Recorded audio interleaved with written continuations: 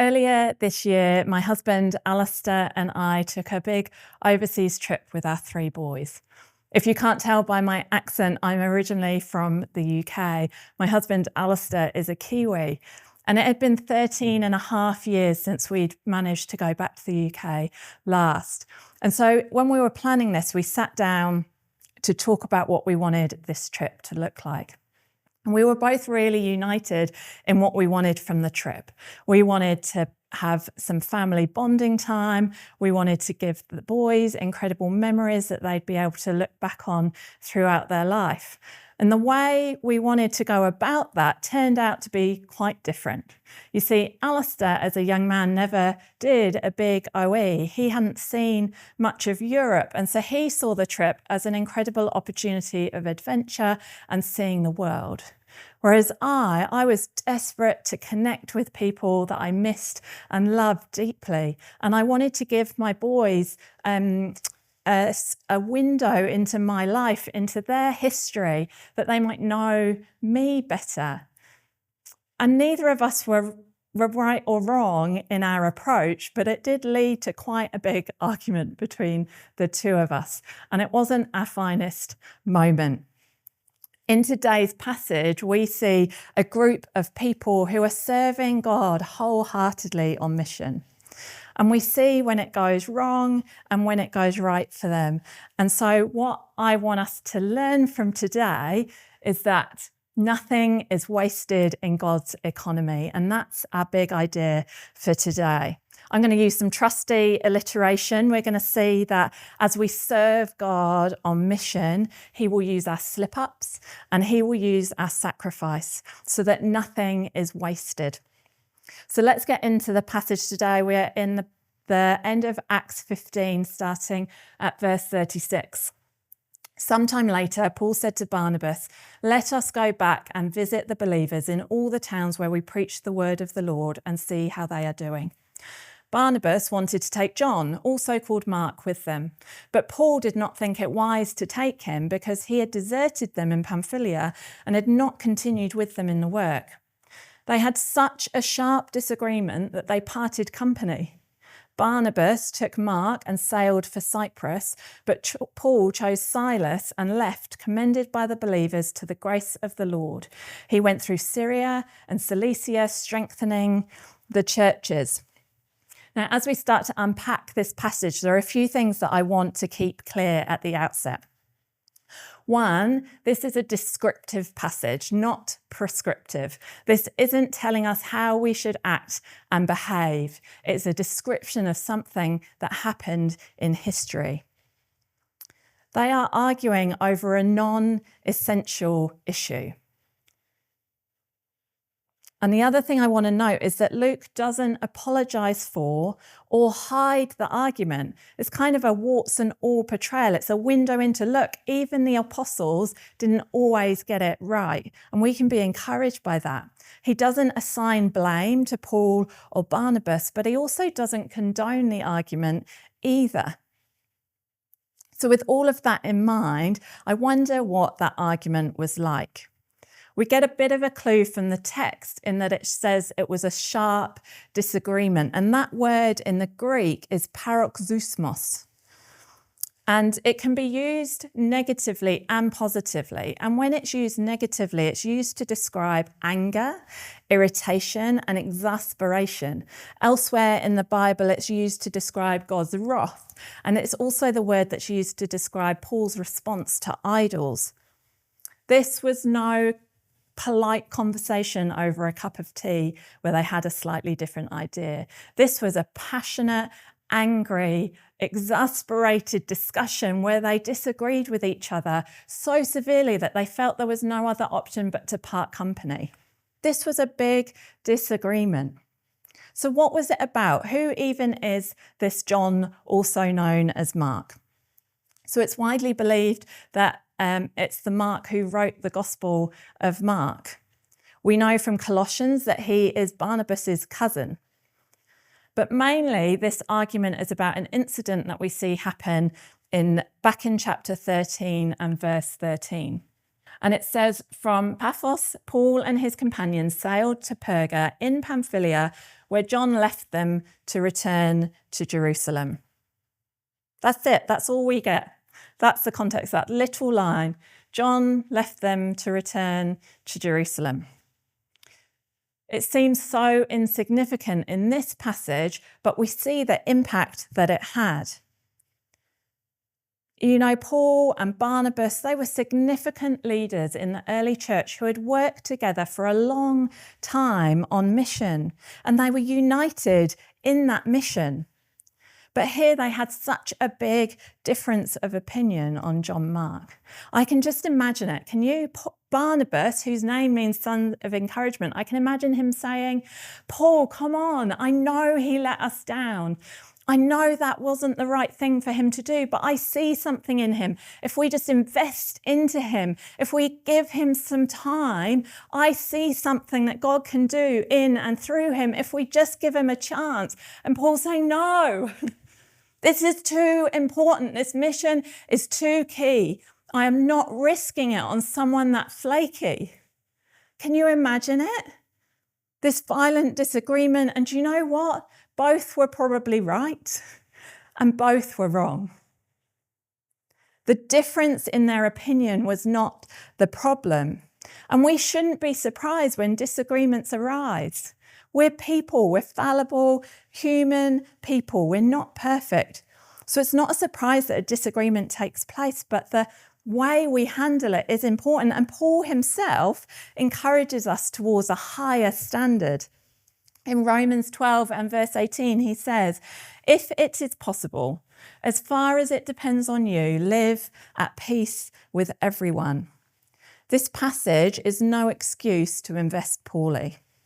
It's not permission for carelessness, but it is an honest account of fallible humanity at work. But nothing is wasted in God's economy. And the thing that speaks loudest to me through this passage is God's grace. We see that the mission is multiplied. Not only does Paul take Silas and go and embark on his second missionary journey, but Barnabas takes John Mark and they travel to Cyprus. The mission is multiplied through God's grace despite their slip-up. And we see that the result of that is that the church is strengthened. The focus is not on how their behaviour didn't matter. It did. But when they got it wrong, our incredible, gracious God didn't let it go to waste. He used their slip-up and he'll use ours. One of my slip-ups on this big adventurous trip that we went on happened the day we arrived in Paris. And we had been travelling from New Zealand for a couple of days at this point, so we were all pretty tired. We got a taxi from the train station to our Airbnb address, and the taxi driver dropped us off. And I was tracking it on my phone, on the map, and I noticed that the pin for the Airbnb on the map was in a different place to where the taxi driver had dropped us off. So this is where the taxi dropped us off. And this is where my map said we should have been. So I thought, well, maybe the taxi just couldn't pull over further up on this busy street. That's okay. It doesn't look too far. We'll walk. So out we get of the taxi, 4 suitcases, 5 hand luggage bags, 3 very tired boys and 2 pretty tired and grumpy adults. And off we set, walking through these Parisian streets of this beautiful French township. And you can see the route I took. So we came through, this was a really busy road, so I didn't want to walk along it. So we came up through the town and along to where the pin was in my map. And I got there and I thought, this doesn't look right.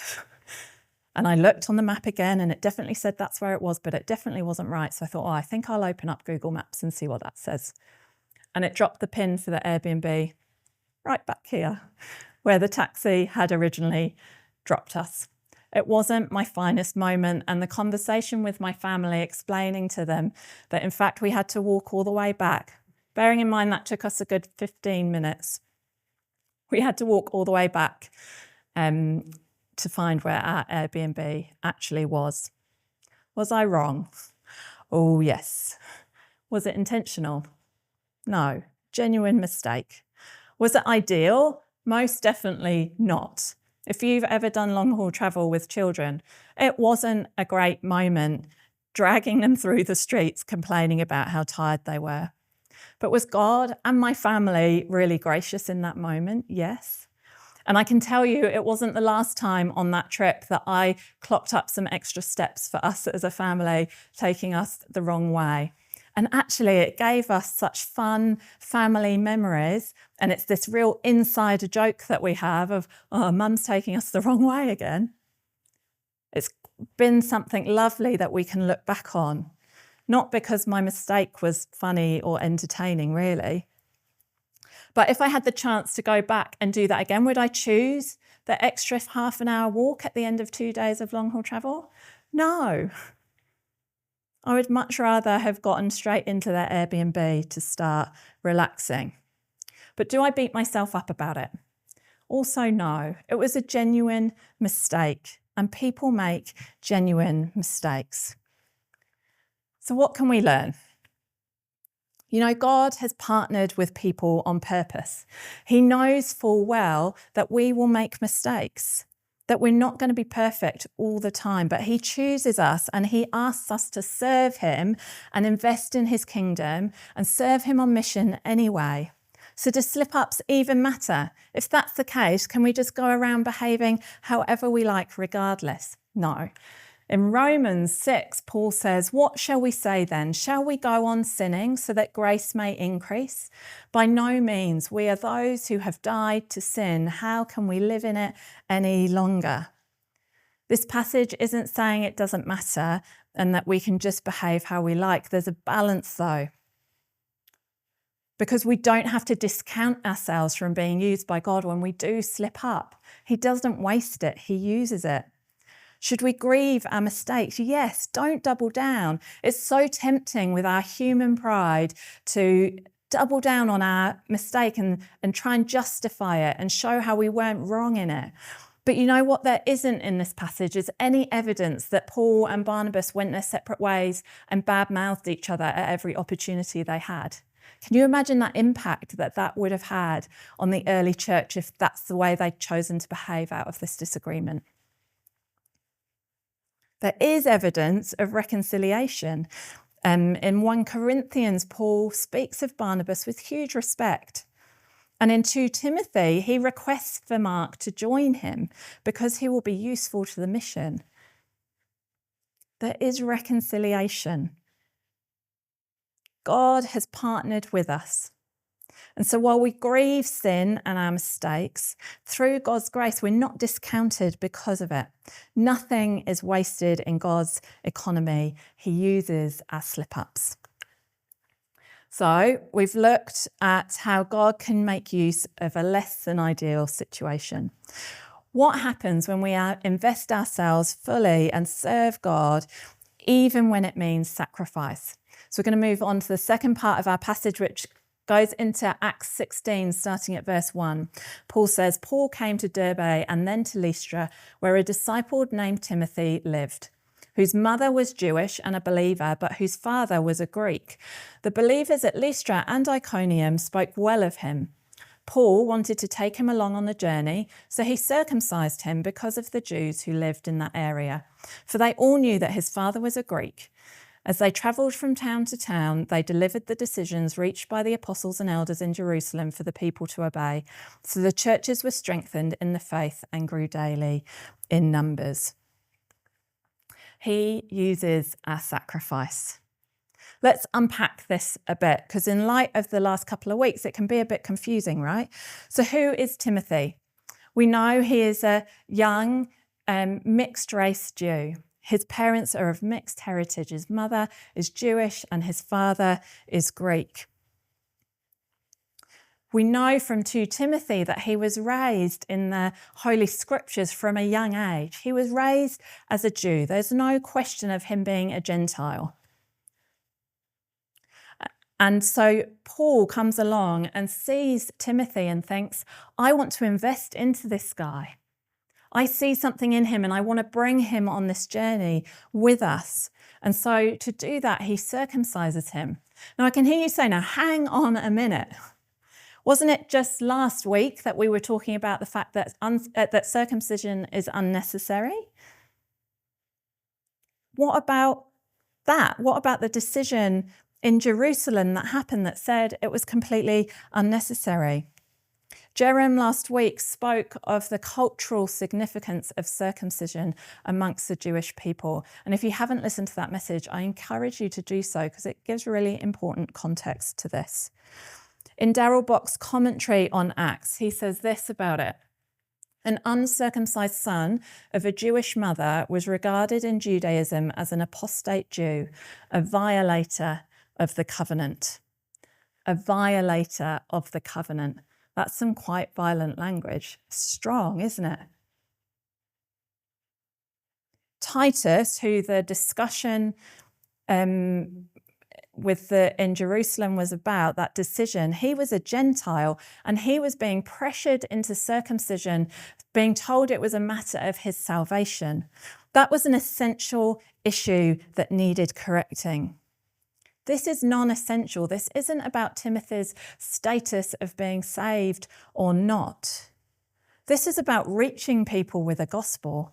It's about strengthening the church, and it's about removing barriers that might get in the way of people hearing the good news. In verse 3, it tells us exactly that. He circumcised him because of the Jews who lived in that area. Paul wanted all barriers removed so that there was nothing that would get in the way of people hearing the good news of Jesus. And he unpacks this further in 1 Corinthians 9, from verse 19 to 23. And he says, though I am free and belong to no one, I have made myself a slave to everyone to win as many as possible. I jump forward to verse 22 here. It says, I have become all things to all people so that by all possible means I might save some. I do this for the sake of the gospel, that I might share in its blessings. This is about loving outward. This wasn't about what they had the right to do or not do, but this was about wanting to see people hear the good news of Jesus. And the other part of their journey was about relaying this letter that had come to Jerusalem. And if you remember from last week, it contained instructions about how to be sensitive to each other. And this is in line with that. He's taking away any possible room for conflict and argument in the area for those who knew that Timothy's dad was Greek. And it took away any possibility for any distraction from anything other than the mission. And Timothy could have argued. He could have said that it was unnecessary. He could have said it's my right to stay uncircumcised. It doesn't change my status in Jesus. But for the sake of others, he relinquished his rights and behaved with God's mission top of mind. And nothing is wasted in God's economy. The result we see in verse 5 is that the churches were strengthened in the faith and grew daily in numbers. God uses our sacrifice. Also on our trip while we're in Paris, we spent a day at Disneyland. And I am no fan of roller coasters. I have been known as a young child to cry at the sight of my big sister on a roller coaster because I thought she was going to have an asthma attack and die. Yes, very dramatic, unnecessarily so. But my fear of roller coasters is very real and it is not something I choose to do. But we were in Disneyland and I wanted to connect with my boys. I wanted to have fun with them. And so here am I, on a roller coaster in Disneyland. And you know, it was my love for my boys that drove that behaviour. It was my desire to connect with them. I could have stood there at the front of the queue and said to them, boys, I love you. I want you to have an amazing time on that roller coaster, but I am just too scared. And so I'm going to take my rightful place here and I'm going to not challenge myself. I'm just going to watch you have a great time and cheer you on and yay, go you, have fun. but it would have been a very different experience. And because I got on that roller coaster, even though I didn't want to, I got to connect with my boys and create family memories. For Elijah, the memory probably isn't so happy. He didn't love it. He probably shares a similar sentiment about roller coasters to me. But I was so invested in my heart to connect with my kids that I was willing to lay down my right to be comfortable and safe and to push myself and do something out of a desire to connect. I wonder, are we so invested in God's mission to reach the lost that we will relinquish our rights, give up our comfortable lives, and follow him, whatever he asks us to give up? In Matthew, Jesus is talking to the disciples, and he says to them, if any would come after me, let him deny himself, take up his cross, and follow me. God demands more from us than just investing in his kingdom and being on mission for him and serving him when it suits us and when it's comfortable. He calls us to die to ourselves. But nothing is wasted in God's economy. You can trust him with your sacrifice because God sacrificed it all. He sent his son down to earth who died on a cross, and God poured out all of his wrath and all of his judgment on Jesus so that we wouldn't have to bear it. He's not asking anything of us that he hasn't already gone before us and done willingly first. I wonder what impact we could have in this world for the gospel if we showed sacrificial love more consistently instead of being worried about fighting for our rights. If something in our life is shown to be a barrier to people hearing the gospel, wouldn't you want to get rid of it? If you could, wouldn't it be a priority of your life to get rid of that obstacle for someone else to come and hear the greatest news imaginable? God is calling us to a life of sacrificial love. Are you living it? So God uses our sacrifice and he uses our slip-ups